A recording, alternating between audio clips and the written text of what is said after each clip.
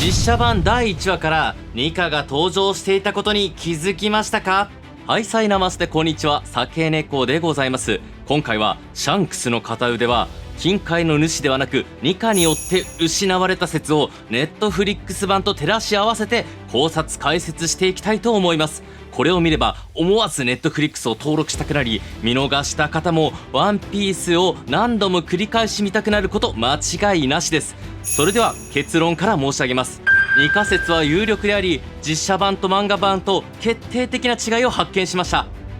今巷で話題のワンピースの考察は、悪魔の実を食べたばかりのルフィが金塊の主によって危機的状況になったためニカになることで暴走し、それをシャンクスが止めたという説です。つまりシャンクスは金塊の主によって腕を食われたのではなく、ニカになったルフィの暴走で片腕を失ったということですね。確かに当時10億ベリーのシャンクスが片腕を魚に奪われたというのはおかしな話です。それであれば白ひげとのこの会話も納得がいきます。実写版では小田栄一郎先生が実写版をやるなら現役でいる時でなければやらないと公言している通り、かなり細かく監修されているようです。つまりニカ説が有力であるならば、その当時できなかった演出を必ず小田栄一郎先生は取り入れてると思い、今回ドラマ版をスローやコマ送りなどを駆使して何度も繰り返し見ました。さて本題に移りましょう。ネットフリックスの実写版ではどうなっていたかといえば、酒猫さん正直特に疑問に感じるシーンではなかったと思いますよと言われるでしょう。わずか2分ほどのシーンですから、不自然なカットもなく金塊の主に腕が持っていかれたように思えるでしょう。恐ろしく早い表現、俺でなきゃ見逃しちゃうね。このシーンに集中してコマ送りや一時停止を繰り返し何度も見る中で、漫画やアニメ版と決定的な違いが表現されていることに気づきました。それはルフィが腕がないことに気づいていなかったという点です。漫画版ではすぐにシャンクス腕がと言い放ちます。これは名シーンですよね。しかしドラマ版実写版では金塊の主が立ち去った後にルフィは安堵した笑顔でシャンクスに歩み寄ります。そしてやっぱりシャンクスは強いやみたいな表情を浮かべながらシャンクスの胸の中に飛び込んでシャンクスを抱きしめるんですね。しかし抱きしめた時、自身の手に血がついていたことで険しい表情に変わり、シャンクスの腕がないことをそこで初めて知るんです。これすごくおかしいですよね。ルフィは一部始終を後ろで見ており、うせろといったシャンクスの仁王立ち姿までしっかりと目に焼き付けている描写があるんです。一度も記憶が失ったシーンなんてそこにはないんですよ。いくら危機的状況であったとしても、いや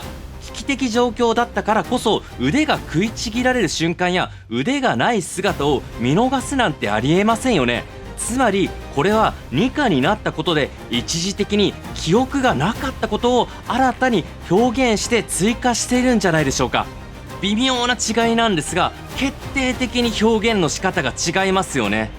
また金塊の主との対峙で腕がその瞬間になくなったようなシーンとして演出されていましたが、すでに止血しているというのも奇妙な話です。鮮血という生々しい表現を避けただけじゃないのと思われるかもしれませんが、実写版ではアルビダ海賊団による鮮血の表現があるくらいなので、このシーンだけ乾いているという点はかなり不自然であり、実写というリアルを描くのであればまだ血が滴っていることが表現されているはずです。漫画版では血が滴っている描写が確認できるので、普通は漫画通りに制作するはずですが、意図的に小田栄一郎先生が監修して改変付け加えた可能性は高いと考えます。ただそれだけでは根拠として薄いので、さらにこのシーンを確認したところ驚くべき事実が見つかりました。なんとこのシーンよく見ると場面が青空から夕方に切り替わっているんです。自然な時間の流れで変わったようにも見えますが、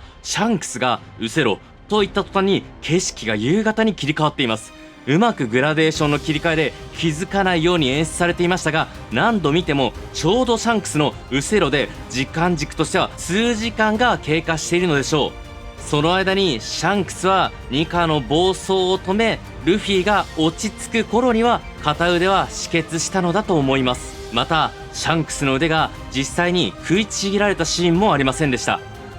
グロさを規制したのではと思われるかもしれませんが、このドラマ版はしっかりとゾロが斬撃したシーンが割とグロく切断面まで描かれているので、それらを踏まえるとここだけ異なる表現なのは違和感が残ります。また漫画版と異なる点として、ルフィが気づかなかっただけではなく、腕がなくなったシャンクスに気づいた時に何かを思い出したかのように、俺のせいだと繰り返し発言していました。このセリフは漫画版にはないものです。先日の通り監修には小田栄一郎先生がしっかりと張り付いており、この重要なシーンであえて加えなければならないセリフとは思えません。つまり新しくドラマ版をリメイクするにあたり、この2仮説を整えるために新たに付け加えて調整した可能性が高そうです。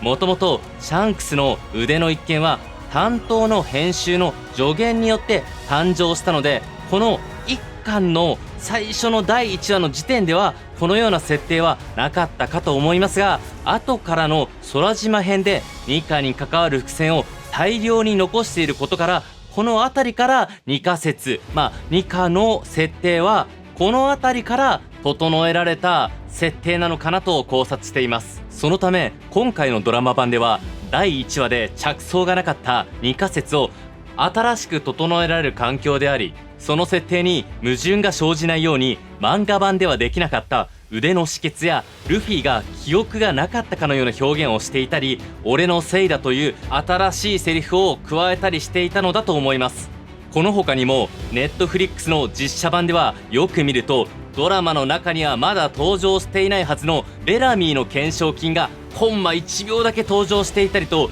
超細かい演出があります。ぜひ皆さんが実写版で気づいた点や感想をコメントにてどしどしお寄せください。引き続きネットフリックス版や漫画のワンピースの解説考察を行っていきたいと思いますので、ぜひチャンネル登録高評価をよろしくお願いいたします。それではおつねこ様でした。バイバーイ。おまけの感想、今回はねおまけの感想ちょっとね短めにお話ししていきたいと思います。まずワンピース実写版楽しいか楽しくないかはっきり言います。最高です。これだけでネットフリックスを登録してない人は登録した方がいいです。ワンピース見ましょう。実写版めちゃくちゃ楽しいです。あとはね、僕が大好きな、ネットフリックス限定のアニメ、サイバーパンク2077っていう最高のアニメがあるんですけれども、トイガーさんが作られたやつ、あれもね見れるんでね、これネットフリックスは登録した方がいいと思います。とにかくね実写版は最高だったんで、まだ登録してない人はかなりおすすめです。案件じゃないです。純粋に見た方がいいです。楽しんでワンピース好きな人はおすすめです。それじゃあまた映画の世界、ドラマの世界、漫画の世界でお会いしましょう。おつねこ様でした。バイバーイ。